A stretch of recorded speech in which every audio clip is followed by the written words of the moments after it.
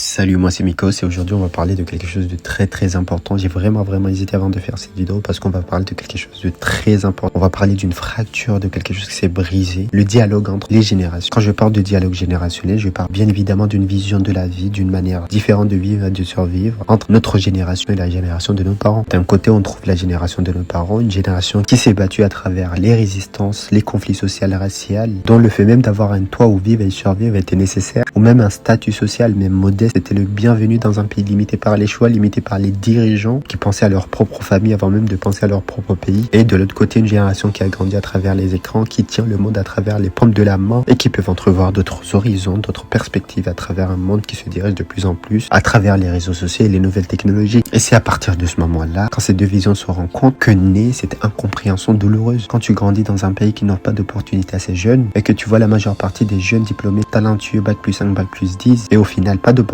deviennent de simples commerçants ou renoncent à leurs rêves pour pouvoir juste se nourrir. Et face à cela, la jeunesse finit par avoir un regard interrogatif sur leur propre pays. Et ce regard interrogatif peut susciter des envies d'ailleurs, de départ, comme on peut le dire, le rêve américain. Ce désir d'ailleurs est souvent incompris parce que quitter un pays pour un autre n'est pas forcément un plaisir, pas simplement un calcul économique pour chercher un salaire plus élevé ou une vie matérielle plus confortable. La réalité est tout autre parce que beaucoup de jeunes cherchent avant tout une reconnaissance, cherchent à briser les limites, les cycles et vivent dans un monde où les efforts et la créativité sont récompensés. Alors que quand tu prends ton téléphone, tu regardes ce qui se passe ailleurs, dans un autre pays, dans un autre société, ça finit par créer une tension psychologique très forte. Tu finis par te poser la question, pourquoi tout semble figé autour de toi? Pourquoi on dirait que je suis un putain de logiciel installé dans un logiciel des années 2000? Je pense que vous avez déjà entendu cette phrase. On ne quitte pas un pays parce qu'on ne l'aime pas. On le quitte parce qu'on ne sait plus comment y vivre. Et c'est là où les parents peuvent voir le départ d'un enfant comme une blessure, une cassure. Car pour eux, ils ont tout fait pour nous donner la meilleure des vies, la meilleure des éducations. Et de l'autre côté, les enfants finissent par dire, vous nous avez beaucoup donné, mais vous ne pouvez pas nous donner un avenir. Deux discours véridiques mais trop éloignés. Des parents qui ont peur pour leurs enfants du départ vers l'inconnu. Et que pour nous les jeunes, partir c'est une naissance tardive.